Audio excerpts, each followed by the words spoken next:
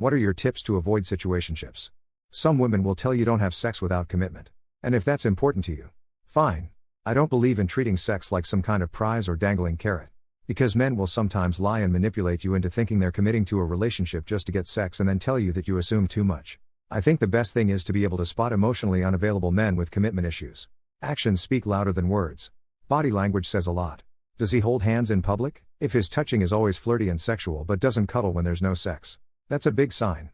Last guy who was expressing interest in me I rejected for a while, politely. I just kind of ignored it. We were working together. And 2 of my exes were there as well. I didn't want to get a reputation for dating anyone in the group we worked with. After I decided to give him my number, I told him he had 2 weeks to decide if he wanted to take me on a date, and from then he had 3 dates to ask me to be his girlfriend. I made him say those words exactly and he knew I wouldn't stick around if he didn't. #X200B. Too blunt for some? Maybe. But life is too short to waste it being unclear. Don't assume that you're exclusive or that you're their girlfriend unless they explicitly ask. And don't be intimate with anyone who you're not exclusive with. A lot of times situationships happen because one person is doing a whole lot of assuming, thinking that you're exclusive simply because you're going on dates, calling each other, and acting like a couple. Then it comes out that your partner is doing the same thing with 2 other women and now you're mad. But at no point did he ask you for exclusivity. You assumed it because it was easier than making things clear. That's not to say that your partner can't lie to your face. But controlling your assumptions will take you far. Assuming the woman has the looks ; a personality you like. How important is it for them to be successful? I don't need my partner to be successful. But I do need her to have an income. We live in a society where most families cannot survive off of one wage. It's only realistic that my partner brings in money that'll help both of us survive and then engage in the dates, activities, hobbies that helps a marriage thrive. Does she need to be a banker or lawyer? No. But she needs to be bringing in money to the relationship. Living off of just my wage would just doom the relationship. No one wants to survive off of instant ramen and peanut butter.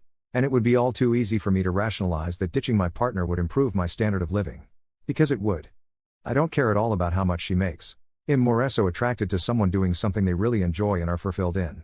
Teachers, healthcare, and especially creative things like art, design, music, writing, etc. Would love to secure a stay-at-home mom for sure. I don't want to send my kids to a babysitter. Eating hot dogs and mac and cheese every day. I think it'd make a huge difference in the kind of connection we'd have to our kids if at least one of us was around all the time. I don't find more career/money focused women to be nearly as attractive as if they were more focused on their hobbies/creative passions. And I think that I would have a lot more fulfillment in my work if I knew that I was counted on to be a provider. They find people who make self-help their whole personality so obnoxious? I tend to find these people run on toxic positivity a lot of the time. Which I also find obnoxious. Life sucks sometimes. And it's okay to be sad sometimes. You're not a bad person or weak because you can't find the silver lining in every single thing that happens to you. I don't hold it against them. Their mental health is probably hanging on by a thread. As long as they don't make me do yoga in the woods as the sun is rising, I don't care.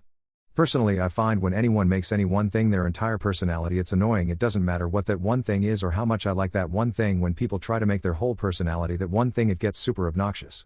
Personalities are multifaceted things. We live in a world like this partly because of people who cannot help themselves. Self-help is a person's number one responsibility to himself/herself. I think it's the last thing to find obnoxious in a person, and anyone who has a problem with people helping themselves is probably a highly problematic person. People who really make self-help their whole personality are very rare. The extent of self-help is surely crucial. It's no good when someone is very preoccupied with himself/herself. It's a gray area. To put it short, the self-help industry is a ripoff. It's a fancy way for those self-absorbed individuals to tell the powerless to go fuck themselves while robbing them.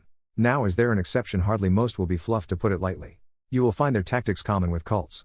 Financial scams such as MLM and Ponzi/pyramid schemes. It's about greed/power/upholding the status quo/regression/hierarchy, and I hate this word but there's truth to it. Futilitarianism due to the collateral damage their repulsive selfish pursuit. Typical with a neoliberal environment. I habitually run around my room listening to music like a maniac. Is that something people do? Take up running. I've done this all my life too. I joined a gym last year because it was frustrating only having my little bedroom to march around in. It's changed my life. I'm obsessed with cardio and I never have to worry about my weight because there is almost nothing I would rather be doing. You can alter the incline and speed to coincide with dramatic story beats and song choruses. It makes maladaptive daydreaming 10 times more fun. Also, you should probably look into ADHD. Lol, there seems to be a strong correlation with MD. I did this when I was a kid. I stopped when we moved to a family house with a small backyard. But I fought many grand battles against the hordes of evil in my room before I moved this activity outside. And I stopped doing this altogether after I went to high school because I lived in the dormitory. I still go on walks while imagining stories in my head, so I guess I never stopped it. I just don't run around anymore. I think most people would find it odd at your age. Mostly because of the running around part. But you do you. I'd definitely ask to join you if I knew you. Sounds fun. I do it. And I've done it my entire life. As a kid, I'd run ruts through the grass outside. I do it to hype myself up. Or when I'm upset. Or maybe just when I need to think. It's an emotional regulation thing for me. And I saw a post on Instagram a few weeks ago about it, full of hundreds of people who do the same thing. It was a huge relief to see that I wasn't as big as a freak for it as I'd always thought. Many who do it are deeply traumatized people. But there was a lot of normal people who do it too. Wish I still had the post.